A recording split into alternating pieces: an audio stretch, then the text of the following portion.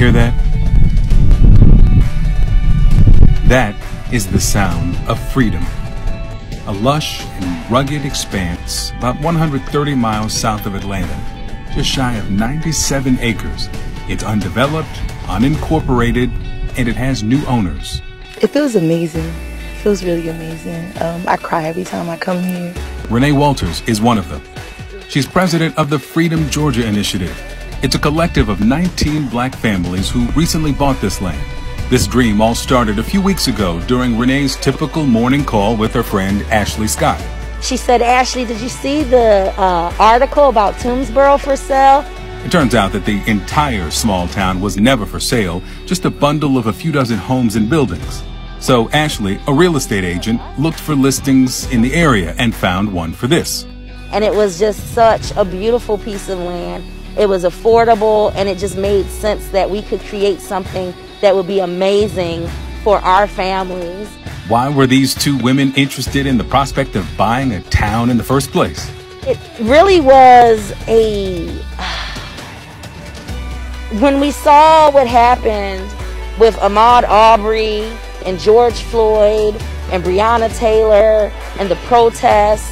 We both have black husbands, we both have black sons, and I was starting to get overwhelmed and have a sense of anxiety when my husband would leave the house to go to work. So watching our people protesting in the streets, while it is important, and I want people to stay out in the streets bringing attention to the injustices of black people, we needed to create a space and a place where we could be a village again, a tribe again. Oh, the butterflies. So Renee and Ashley reached out to family and friends, and together they bought what they intend to name Freedom Georgia, a new black city. And my parents actually sacrificed quite a lot, you know. They were part of the first group of brown people allowed into University of Cape Town Medical School. And they were there on permit, which meant that they weren't allowed to see white patients. They weren't allowed into the white wards. You know, they had to wait outside. And it was hectic. I heard of this incident where a white person was having a heart attack. And brown doctor tried to help him. And he refused. Like, how racist you gotta be, bruh? You're dying! You know? Someone reaches out a helping hand, is like, ew, it's brown. No.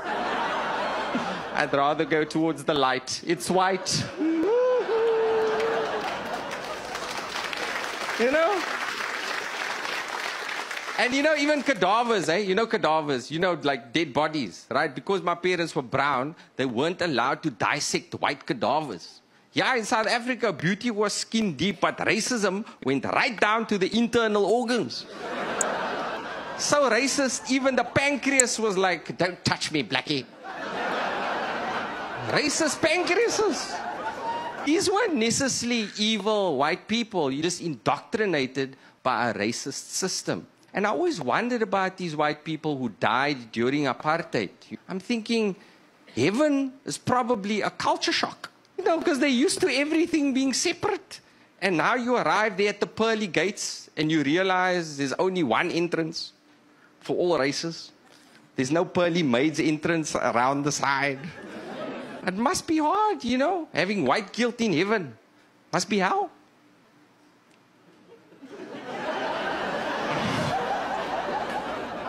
What if you had like food poisoning in heaven? You know, maybe you ate some spoiled manna. Is that what they eat in heaven? I don't know. And a brown guy with curly hair tries to help you. No, thank you. Can I have someone white? No offense. No, none taken. Thank you. What's your name? Jesus.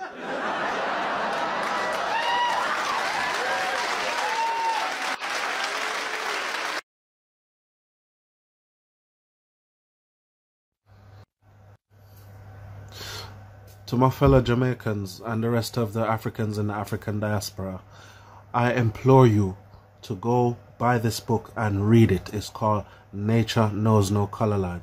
Trust me, when they say black history is world history, it tells you everything you need to know in this book. Yes, black history is definitely world history. Trust me.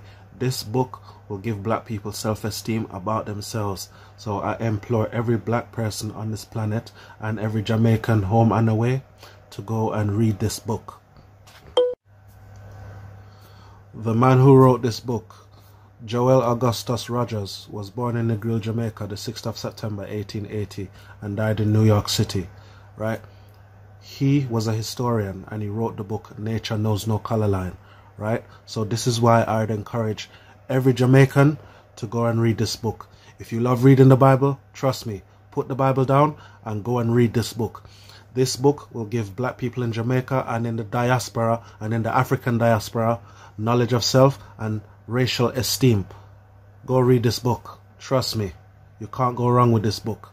This book tells you plainly that black people were the first people on the planet and they was involved in every civilization on this planet. Go read this book, Nature Knows No Color Line. This book is like the Bible. Trust me. Go read it, black people and my fellow Jamaicans.